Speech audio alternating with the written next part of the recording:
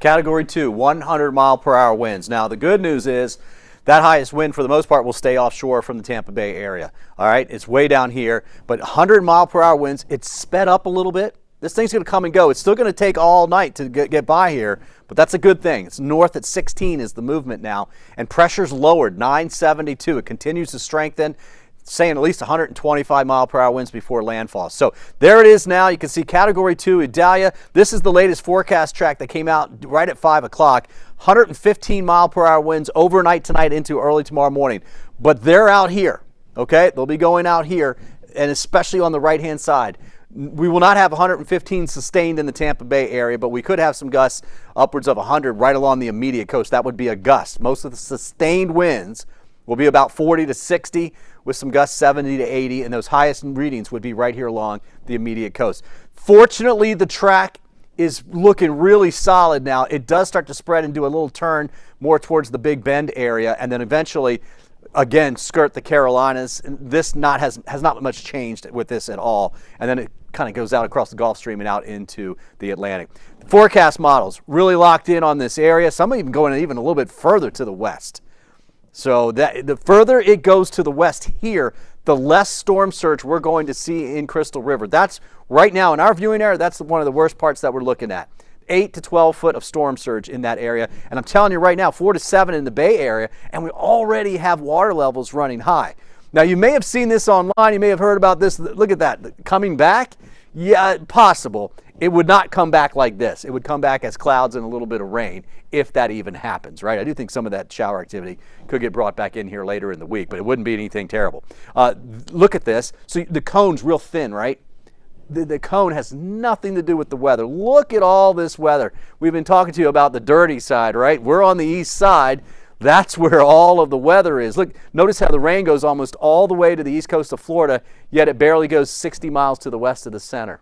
All right, there's some dry air working its way in here, but there's just a ton of moisture being pulled up from the south here with southerly winds. It's northerly winds on the backside.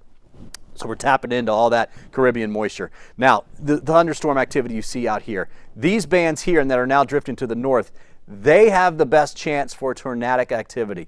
We don't have a tornado watch at this point. We're keeping an eye on it. We had a couple tornado warnings down in the Fort Myers area, but you notice how the band goes through, you get some gusty winds. You're seeing it right now in the Lakeland area. That was what we showed you on the video just about 5 minutes ago.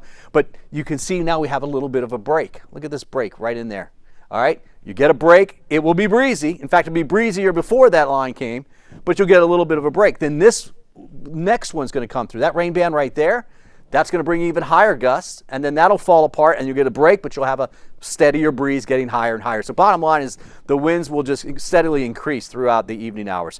No changes to the watches and warnings in our area. We still have a hurricane warning from Manatee County all the way up. Our inland counties have a tropical storm warning. Sarasota, yeah, still tropical storm warning. Just don't think we'll get hurricane force gusts in Sarasota County. It'll be close at the beach, but I think it's better chance of that further to the north. Here are the winds now. You can see where they are. There's the center. This is where most of those high winds, when you see 115, 125, that would be right in here. All right. So most of this will stay offshore, but then just think about it. It is going to curve a little bit and come into this area here. So that area up near Chiefland, Cedar Key. Cedar Key is going to see a lot of storm surge there. Here's more of the timing from the Hurricane Center. They just updated this as well too. Notice where the center of the storm is. Tropical storm force winds. This is around 2 in the morning, right? They will push across the entire area. Obviously higher winds along the coast, less the further east you go of I-75. But the highest winds, this orange here, 60-mile-per-hour winds. When you get a severe thunderstorm warning in the summertime because of high winds, that's basically that whole entire area. Hurricane force winds 115, 125, right there in the red right there. Right? They usually go out about 50, 60 miles from the center. Most of that will be east of the center as this moves on shore. That's 6 a.m., guys. The wind's just starting to get near the coastline up there. Looks like landfall will be close to about 8, 9 o'clock in the morning tomorrow morning, somewhere up in this area. But the surge will peak for us overnight tonight. I'm thinking around 3 to 7 a.m., maybe a little bit later than that. But certainly around sunrise tomorrow morning, the waters will be peaking. They are already running high, and that's why the Hurricane Center and National Weather Service here in Tampa has been saying, look, 4 to 7 feet. And that's just what will happen in the backside, 3 a.m., 4 a.m., the wind will blow right up into the mouth of the bay. It blows right up onto the beaches. And that water will just pile right on up. And then these areas here to the north will have some pretty decent surge. Talk about Oldsmar, places like that. 4 to 7 in the Bay Area, 6 to 9 for Pasco County.